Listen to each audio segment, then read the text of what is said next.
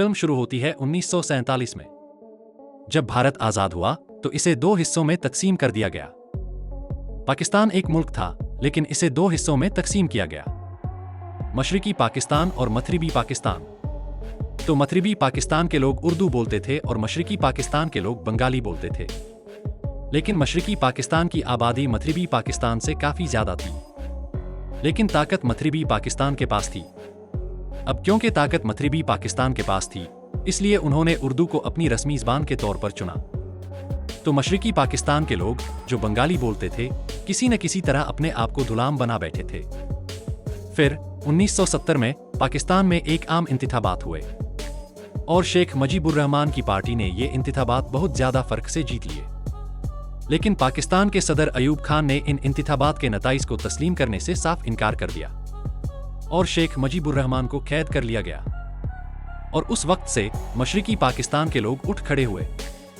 लेकिन अयूब खान ये सब देखना नहीं चाहता था, इसलिए उसने अपनी फौज के जरिए इन लोगों का कत्ले-आम शुरू कर दिया। और धीरे धीरे ये इतना बड़ा कत्ले-आम बन गया कि इसे दुनिया के सबसे बड़े कत्ले-आम में गिना जाता है।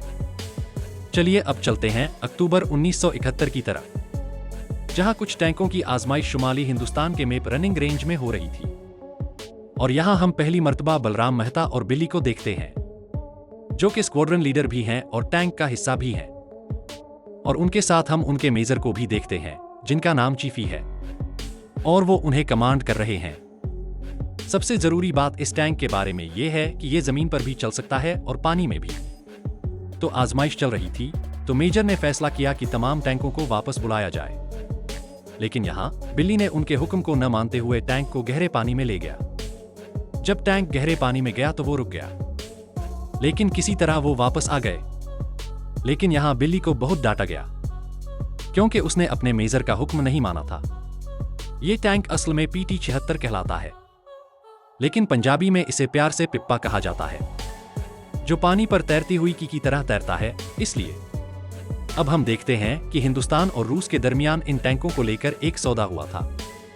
असल में रूस हमारा बहुत पुराना दोस्त है, इसलिए हमें ये टैंक आसानी से मिल गए।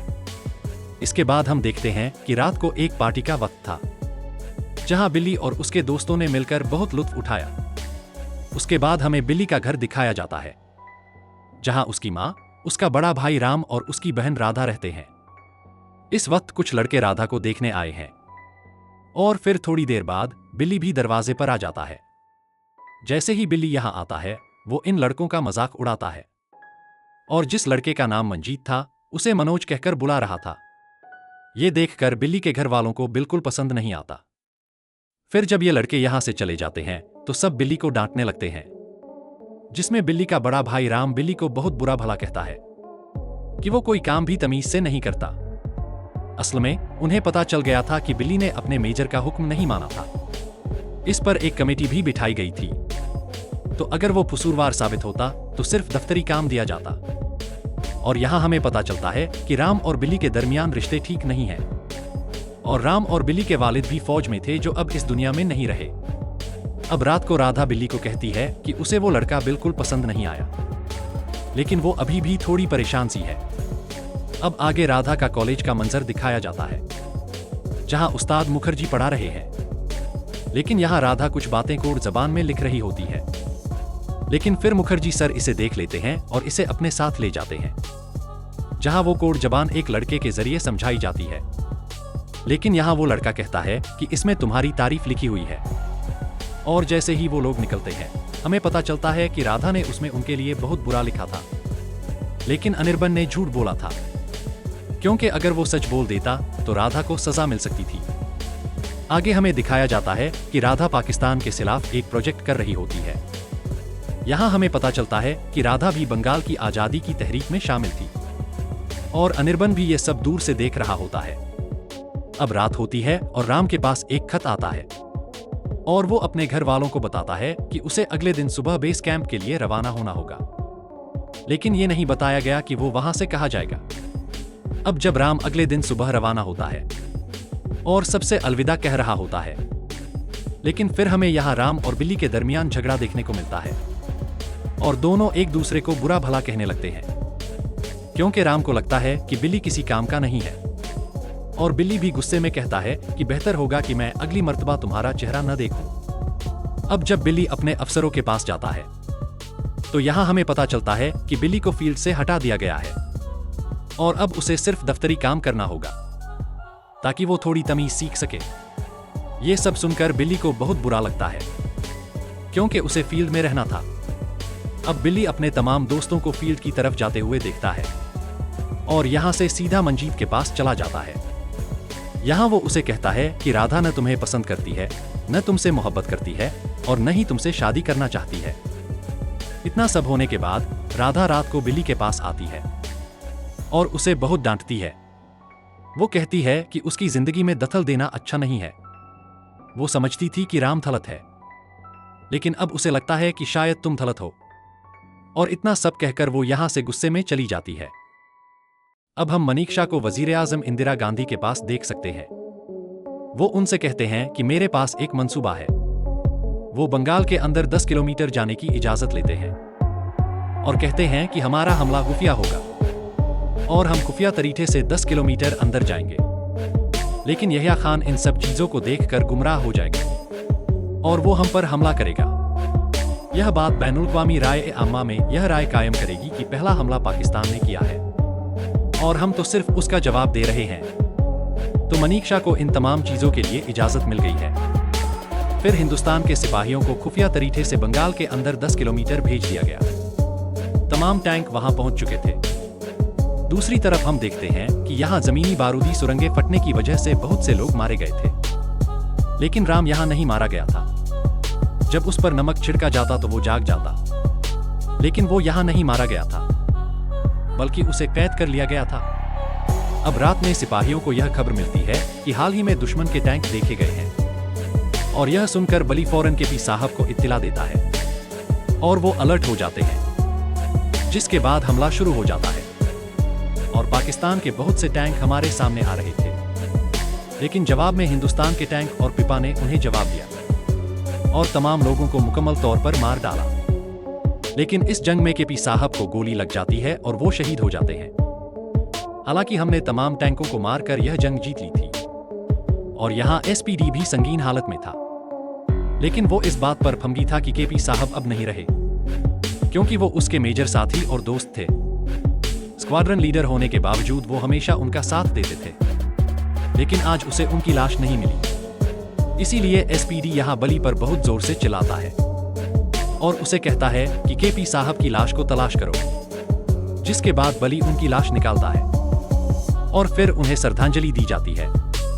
तो मनीषा ने जो मंसूबा बनाया था वो बहुत कामयाब हुआ और जब बैनुल-अक़वामी रिपोर्ट बनी तो यह साबित हो गया कि पाकिस्तान ने यहाँ हमला किया था, क्योंकि यहाँ उनके कुछ टैंक मिले थे। राधा यह तमाम खबरें पढ़ रही थी और अपनी माँ को भी बता रही थी। दूसरी तरफ हम देखते हैं कि पाकिस्तान के लोगों ने यहाँ राम को कैद कर रखा था। दरअसल वो लोग उसे अब तक मार चुके होते, लेकिन उन लोगों को शक था कि राम दरअसल एक हिंदुस्तानी सिपाही है, इसीलिए वो उसे मारना नहीं चाहते थे, क्योंकि अगर यह मालूम हो गया कि वो हिंदुस्तानी सिपाही है तो इस बुनियाद पर वो भारत पर इल्जाम लगा सकते थे। दूसरी तरफ हम देखते हैं कि यहिया खान ने जंग का ऐलान कर दिया था, तो यह देखकर मनीषा दोबारा वजीर आजम इंदिरा गांधी के पास जाते हैं और उन्हें कहते हैं कि जंग शुरू की जाए, और वजीर आजम इंदिरा गांधी भी जंग शुरू करने पर मजबूर हो जाती हैं।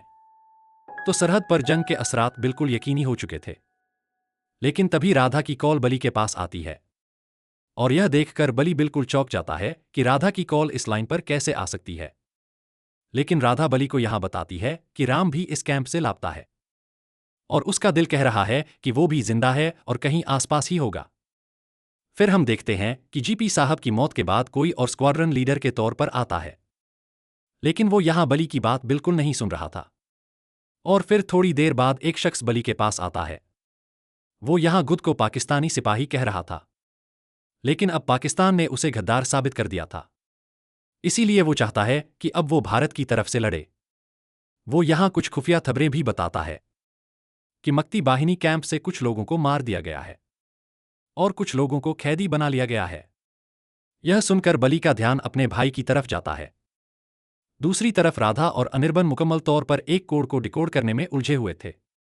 जब वो काफी पीते हुए बात कर रहे थे तभी वो इस कोड को डिकोड कर लेते हैं, जो कि अमेरिका की तरफ से था, और यहां वो 7वें फ्लीट के बारे में जान लेते हैं। दरअसल 7वां फ्लीट दुनिया के बेहतरीन तैयारा बरदार जहाजों में से एक है, और वो अभी वियतनाम में आया था। दरअसल यह पाकिस्तान की एक चाल थी। वो चाहते थे कि हमें यहां उलझा दिया जाए ताकि 7वां फ्लीट हमसे पहले ढाका पहुंच जाए। दूसरी तरफ वो लोग राम को बुरी तरह से अजियत दे रहे थे और उसे यह मनवाने की कोशिश कर रहे थे कि वो हिंदुस्तानी सिपाही है, लेकिन राम बिल्कुल भी नहीं मानता। दूसरी तरफ बली अपने तमाम सिपाहियों के साथ मक्ती बाहिनी कैंप की तरफ जाता है, लेकिन रास्ते में यहां एक जमीनी बारूदी सुरंग फट जाती है, और फिर थोड़ी देर बाद मक्ती बाहिनी के तमाम लोग यहां आ जाते हैं, और वो लोग उन्हें बारूदी सुरंगें तलाश करने में मदद करने लगते हैं, और वो लोग भी हमारा साथ दे रहे थे। तो पाकिस्तान आर्मी बेस कैंप बरिंदा तक पहुंचने वाला पुल टूट चुका था, इसीलिए उन्होंने फैसला किया कि पिपा को दरिया में उतारा जाएगा। हालांकि पानी गहरा था। इसके बाद उन लोगों ने पिपा को पानी में उतार दिया। दूसरी तरफ जब वो लोग राम को मारने वाले थे, तभी मक्ती बाहिनी का एक सिपाही उस आदमी को मार देता है, और मौका देखकर राम भी उस पुलिस वाले को बुरी तरह से मार डालता है। इसके बाद हम देखते हैं कि हमारी टीम पाकिस्तान आर्मी बेस बरिंदा पहुंच चुकी थी। तमाम सिपाहियों के पहुंचने के बाद वहां हमला किया गया, और पाकिस्तान आर्मी बेस कैंप को उड़ा दिया गया, और तमाम लोगों को बुरी तरह से मार डाला गया। तो इस तरह हमने यह जंग बांग्लादेश के लिए लड़ी। इसके बाद हम देखते हैं कि राम बखैरोआफियत बली के पास आता है। जब बली यहां राम को देखता है तो वो उसे देखता ही रह जाता है, क्योंकि उसने शायद अपने भाई को कभी इतने प्यार से नहीं देखा था, क्योंकि उनके दरमियान कभी भी ठीक से नहीं बनी। अब उनके दरमियान सब कुछ ठीक हो चुका था। राम बली से कहता है कि अब से हम भाइयों की तरह नहीं बल्कि दोस्तों की तरह रहेंगे। यह तमाम खबरें CNN पर भी आ गई थीं कि हमने यह जंग जीत ली है, और राधा को भी मालूम हो गया कि उसके दोनों भाई सही सलामत हैं, और यह खबर उसकी मां तक भी पहुंच चुकी थी। चंद दिनों के बाद वो सब लोग अपने घरों को पहुंच गए, और यह उनके लिए एक बहुत फख्र का लम्हा था, क्योंकि उस घर के तीनों लोग इस मुल्क की खिदमत कर रहे थे। और इसी के साथ यह फिल्म यहां खत्म हो जाती है।